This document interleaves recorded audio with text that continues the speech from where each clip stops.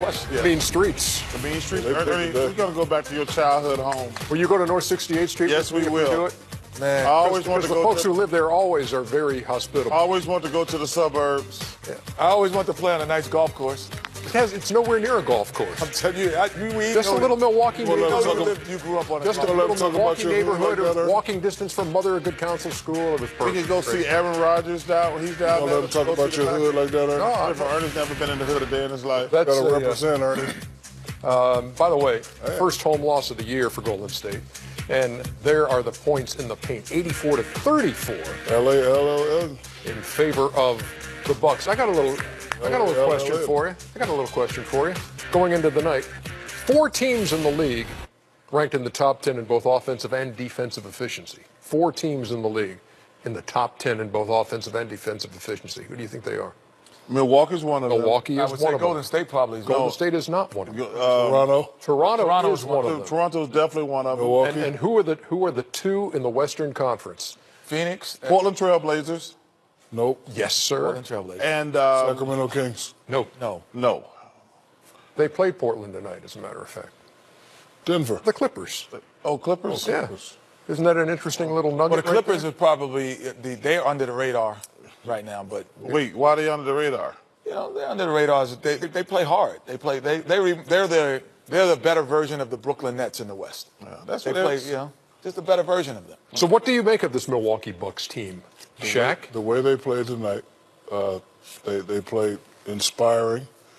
They stepped up to the challenge, and they're very long and athletic. You know, Chuck and I have been saying, okay, Golden State, you're probably not going to outshoot them, but if you beat them up inside, you have a chance. And they did that, and all the other guys stepped up.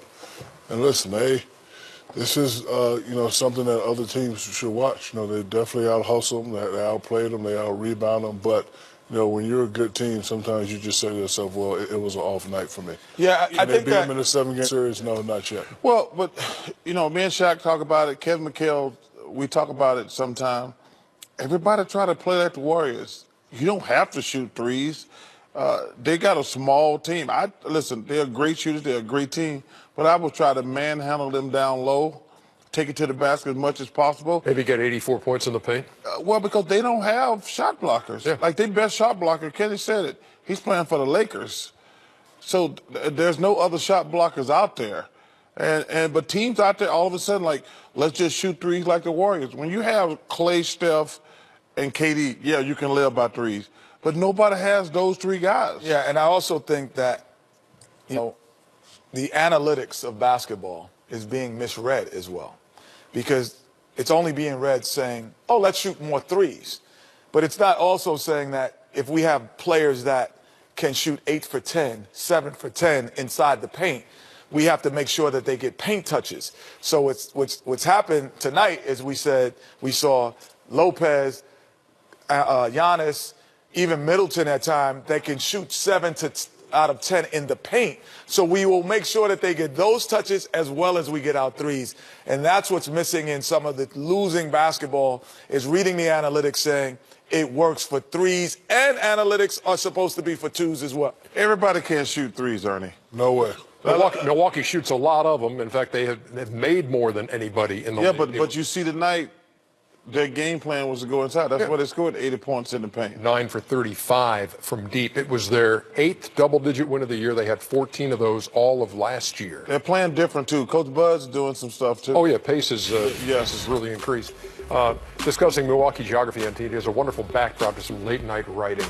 Well, Kurt, I'm happy to help you out there. I don't understand it, but okay. He's doing some late night writing, and we're talking about North 68th Street and the old school and Endress Park.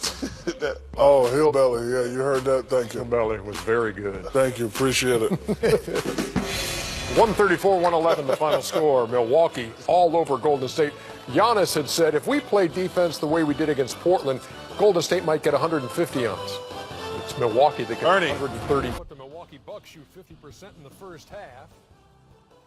And the Greek Freak scores 19 in the half. And it's a double-digit Buck lead. Fear the deer indeed. 64-51. American Express halftime report. Studio J. Atlanta. Ernie Johnson, Shaq, Kenny, We're not fearing it Chuck. here. This is a big night for me. The Phoenix Suns up 22 on the Celtics. I know we won that game. I had a victory cigar. Well, we'll show you a little bit of that in the second segment of halftime. Didn't exactly come out the Suns' way. American Express teammates from the first half at Oracle Arena in Golden State. Giannis Antetokounmpo and Chris Middleton combining for 29. Chuck, I know you'd ask where are the other 40 points going to come from. Bledsoe's got 12. Pat Connaughton's got 13. 5 each for Brogdon and Ilyasova. That's 35. That was going to be to the key to the game because they scored enough points. Yep. I mean, the Warriors going to score 110, and you got Middleton who's terrific, and you got Giannis, and the other guys are playing fantastic tonight. Yeah, two highest scoring teams in the league. The Warriors 124 a game. The Bucks 120. Let's talk about those guys we saw on the graphic as the teammates of the first half. Yeah, the Golden State Warriors, they are the juggernauts of the NBA right now, but we just love to see guys compete. And as a young player, this is where you make a name for yourself. We all know the 1-2 punch from Milwaukee. It's Middleton and this guy right here, Greek Freak. Oof. That's right, big dog. We don't want you shooting jumpers. Run people over, throw it down. And right here, Chris Middleton, he's the other scorer. He can do this. He's saying right now, you can't guard me, little man. And I'm playing against Golden State. They got all these superstars. I'm going to make a name for myself. He's so know everybody's watching the game. We know the arena's sold out. Let me make a name for myself tonight. But again, the question is, who are we going to get other scoring from? And right now, the rest of the team is playing well, but the 1-2 punch from Milwaukee, they have to continue to lead the way. On the Golden State side, Klay Thompson leads with 15. Curry's got 8. Durant has got 8. Curry 0 for 3 from deep. The Warriors playing without Draymond Green tonight, Jet. Without Draymond Green, you know, basketball's a game of inches. And if you don't have those inches in space sometime, it doesn't matter if the guy's maybe not your best player, but he affects the game. Are you about to run, Ernest? Who started, before you run, who started for, was it Damian Jones who started? Yeah. Oh, I got you, Ernie. I got you, Ernie. So he started for move in the book, Ernie. I wasn't going to run anyway. You know me better than that. But the overall, this is some of the continuity that we talked about. Go on the screen. How things change. So as the shot goes up, and here it is, and you got the rebound position, and there's everyone's rebounding. Typically, this would be a pass to Draymond. He looks, frees it there. Klay Thompson looked, because he typically would hand it off to Draymond, and he would run the point. But now Andre Iguodala's in the game as well. Okay, you run the point, and now I'm trying to get into my spacing. And then when you're setting these spacings, and here's Damian Jones coming over to set this pick as Klay Thompson is coming out. And this is typically a shot because he didn't set a great screen. And you know what? Freeze it there, Shaq. I'm going to Golden State. I'm going to Golden State, baby. I'm going. I'm in the Bay Area, and I see Coach Bud brought his whole staff here. Look, Darvin Ham. I used to play with Darvin Ham. But anyway, I'm going to let you know. You see, if you look at Lopez right here, he's not guarding him the same way if it was Draymond Green. Because if Draymond Green was setting this pick, my man Lopez would be a lot closer because he knows he's a shooter. So when you set that pick and when the play develops, and all of a sudden you have Damian right here wide open, you don't have to guard him at the three-point line the same way you have to guard Draymond Green. So you get me out of here, and it separates. It makes a whole different play as it develops. This shot that's open is not open, and now you're in great rebound position. But you're Golden State. It doesn't matter. You're good enough to get it back to the shooter. Bang, and we're out of here, ladies and gentlemen. Doesn't matter sometimes, even when he's not on the floor. But most of the time, see y'all later. Most of the time, it does matter because Draymond Green, he creates the inches that makes the space for the great players. Chuck, want to weigh in on the first half here, kid? Giannis is dominating the game. The Warriors are trying to play defense on him, and he's actually making the players around him better. The other players just really stepped up. But the Warriors, man, they're the best third-quarter team in the league most nights. They like to play around and see just how much fun they can have in the second half. But this will be a big win for Milwaukee. Golden State has trailed at the half only once this season, won that game. And we'll have more. Charles White got a little too confident with that victory cigar. Hey, Chris, I know the Phoenix Suns were up 22. There's no way they lost. There's no way my Phoenix Suns lost. We'll show you when we come back. 24 minutes in the books. out there at the peak in Oklahoma City. No Russell Westbrook, but Paul George is there, and he's got 17 in the first half.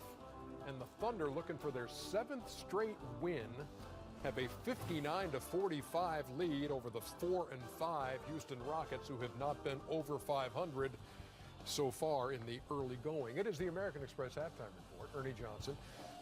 Chuck's down there. What are you doing? I'm taking a picture of the Suns got a lead. I haven't seen that often. Wow, yeah. They're on top of the Celtics, 11-3 early. I don't see that often, Ernie. That is amazing. That is. It won't last long, America. Close to a double-digit lead.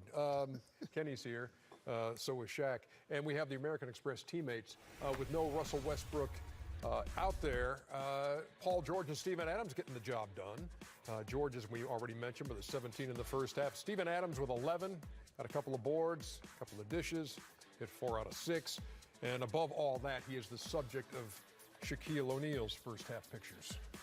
What I love about Steven Adams, he's an ultimate role player. Kenny, Chuck, you know this. He never complains. I don't know this, too. I've seen him post up a lot of times, never complain. He's going to set pick, whatever play you call, he's going to run it.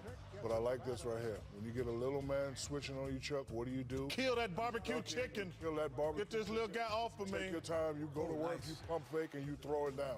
Whenever you take care of the big dog, you let him eat, he will do stuff like this for you. Offensive rebound, he's going to do that anyway because he never complained. But I love this game right here. He's saying, oh. Get this little guy off of me. Hey, Barmy, take your time. Barbecue right chicken. Boom, boom, fake, elbow him in the get chest. him out the way. The ref ain't going to call it. Shoulder jump hook. That's what I like. Real big man game right there. That is some of the most enthusiastic Shaq tape breakdown I've ever seen. Because you know why? Because I like to see big guys play like big guys. And you like to see big guys use some muscle and not get called for. The elbow right there, boom. Ref ain't going to call it. Jump hook him to death. Hey, Chuckster, I know Harden's missed 3 games. Paul's missed a couple of games. Eric Gordon missed a couple of games. But still at 4-5, is that a surprise to you, the way the Rockets have come out of the gate? Not a surprise. I mean, first of all, I think they'd be 6-3, a little bit different. But tonight is a perfect example why they missed Luke Mabute and Trevor Ariza. Because Trevor Ariza would make Paul George have to play defense on one end, and he can guard him on the other end. Those weaknesses are going to show. That's why I think the Rockets, who do it, Daryl Morris and Tad Brown, do a fantastic job. They got to make a trade. They're not going to beat the Warriors. They're not going to beat the Nuggets. I'm not sure they can beat OKC healthy if they're healthy. Losing your 2 best defenders, no team can overcome that, Ernie. Melo, by the way, in the first half, 0 for 5. The Houston bench with 3 points, all coming from Gary Clark. They ranked 28th in the league in bench points, too. He played for the Redskins, didn't he? They trailed 59-45. What did you think of what you saw, Jet? Hey, my man Ricky Sanders, Art Monk. Well, I think I'm not going to run to the board. Okay. We're going to go on the screen in the second game. For sure. I'm letting everyone know. And what does that? The only reason. What does that tell us for this? Because last week Chuck asked a question about what was the difference between coaching and criticism. To me, I'm looking at what is competition and continuity. Oh. Because nice. Wow. What happens is water's getting deep over here.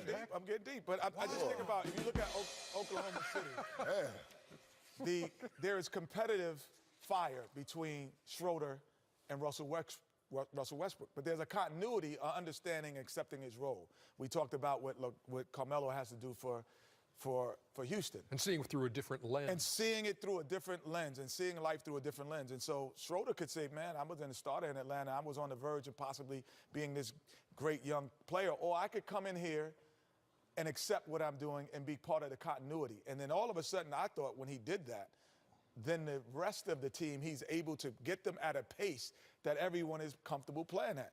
And it's honestly, I will give him a lot of the credit because the pace that they play at is very similar, even though he's not as good as Russell Westbrook. The continuity has been accepted, and he's still competitive. It doesn't mean he doesn't want to be on the floor, but he's competitive, and I think that's the difference of this 6-game winning streak. There's a healthy competition doing the continuity. But And he steps in and scores a season-high 28 in their last win when Westbrook was out. I would venture to say he's the best backup point guard in the NBA. He is a backup just because he started in Atlanta. That's he's the best in the NBA. But I'm saying you got to accept that. But see, Ken, I think the big Your analogy was close. What people don't understand is I look at players in two lenses. There's 5 guys who are superstars. Correct. Everybody else either a starter or a reserve. Dennis Schroeder is a good player. Like all NBA players are good players. But to me, he might be the best backup point guard in the NBA. He understands his Over role. Terry Rozier or between them two? That's right there. That's right there, right there. And also, Sam Presti did a fabulous job.